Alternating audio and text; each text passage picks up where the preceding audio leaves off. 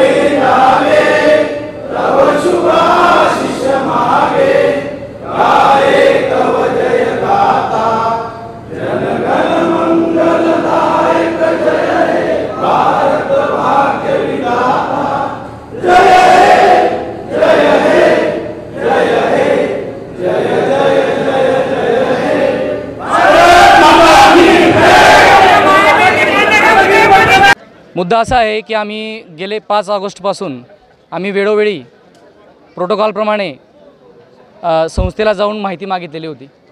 टपाली उत्तरही आम्हाला मिळालं, ते उत्तर समाधानकारक नव्हतं। शाखेत येऊन काही अहवाल बघण्यासाठी आम्हाला बोलावलं गेलं। शाखेत गेल्यावर आम्ही त्यांना अहवाल मागितले, लेखापरीक्षण अहवालही मागितला। त्यांनी असं सांगितलं की लेखापरीक्षण अहवाल आमच्याकडे नाही। मग शाखेत जर लेखापरीक्षण अहवाल नसतो तर मीटिंग कसं घेतात 18 ऑगस्टची?